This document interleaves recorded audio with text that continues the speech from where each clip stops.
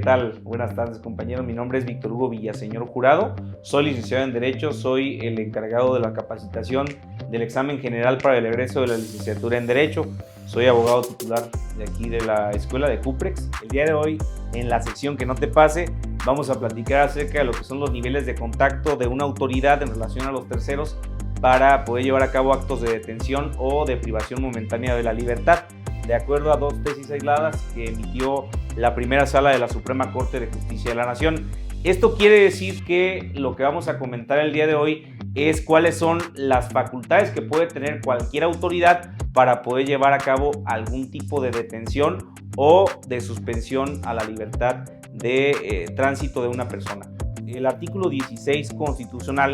contempla la imposibilidad por parte de las autoridades para poder ejercer actos de molestia sin que medie algún tipo de ordenamiento o de mandamiento por escrito por autoridad competente para poder llevar a cabo una detención.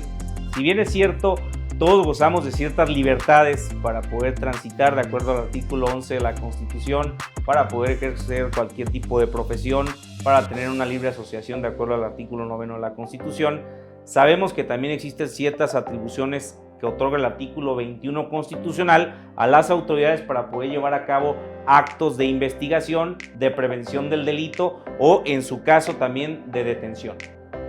Si bien es cierto, el artículo 16 constitucional contempla la posibilidad de las autoridades de poder llevar a cabo detenciones en los supuestos de flagrancia o de caso urgente, de acuerdo al Código Nacional de Procedimientos Penales y a la propia Constitución, sabemos que la flagrancia se refiere a los momentos en el que se está cometiendo una conducta o un hecho u omisión que podría considerarse un delito, ¿no? Y una orden de aprehensión necesariamente ya, de acuerdo a las formalidades de ley, requiere una investigación previa en la cual el representante social, en este caso el Ministerio Público, le solicite a una autoridad, en este caso el juez de control, que autorice el poder detener a una persona. Si bien es cierto, este es un nivel de contacto en el cual ya existe una presunción de que se puede estar cometiendo un delito o que en su caso se cometió alguno y por la naturaleza del mismo tendrá que ser el juez quien autorice el que puedan detenerte para el efecto de que puedan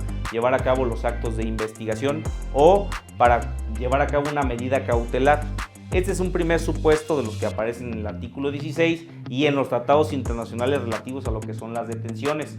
Sin embargo, no todos los niveles de contacto que tenga una autoridad de seguridad pública con un tercero, con un ciudadano, podrán ser considerados formalmente detenciones, en el entendido de que la propia Constitución contempla la posibilidad de que las autoridades puedan llevar a cabo actos de investigación e incluso actos de prevención del delito. En ese orden de ideas, la Suprema Corte de Justicia de la Nación, a través de la primera sala, manifiesta que existen tres niveles de contacto en los cuales puede incurrir una autoridad de seguridad pública en relación a una tercera persona. El primer nivel de contacto entre una autoridad pública y un tercero se contempla en el sentido de que se puedan llevar a cabo actos de investigación, actos en los cuales se pueda pedir identificar a un individuo o incluso llevar a cabo también actos de prevención del delito. ¿Esto a qué se refiere? Que en ese tipo de supuestos, una autoridad pública de seguridad no necesariamente te va a privar de tu libertad, puede únicamente pedirte que te identifiques, saber quién eres, pero esto no limita la libertad de que tú puedas retirarte en ese momento. Un policía puede llegar a cuestionar a una persona sobre su identificación, qué es lo que se encuentra haciendo, y en ese sentido no sería prudente mencionar que tú conoces tus derechos y que de acuerdo al 16 no te pueden molestar. No se puede considerar como tal que es un acto que te priva de la libertad, es únicamente una cuestión que es justificable en el sentido de que la propia autoridad puede hacer presumible que se podría estar tomando en consideración una actividad delictuosa, ¿no? El segundo nivel de contacto que contempla la Corte en esta tesis sí es más complejo, en el sentido de que tendrá que ser razonable la justificación del por qué podría limitar el movimiento o la libertad de un sujeto al momento de pedirle su identificación o una restricción en cuanto a su libertad por el hecho de que se haga presumible que esta persona podría estar cometiendo una conducta delictiva. Se contempla que sea la misma persona, el mismo tercero que está siendo detenido, que en ese momento exhiba libremente, sin ningún tipo de coacción, es decir, sin que el policía se lo exija, que él exhiba algún instrumento con el cual se podría ser presumible que se estaba cometiendo un delito. Es decir, que sin que te lo exija la autoridad, que exhibas drogas, que exhibas un arma de fuego, sin necesidad de que él te lo esté pidiendo. Y el tercer nivel de contacto que contempla la tesis de la Corte es precisamente la detención formal. La que comentábamos al inicio se puede llevar a cabo cuando existe flagrancia, es decir, que la autoridad de seguridad pública te vea que estás cometiendo en ese momento un delito, o que ya exista un mandamiento fundado y motivado por un juez de control que autoriza para que se pueda llevar a cabo una detención formal.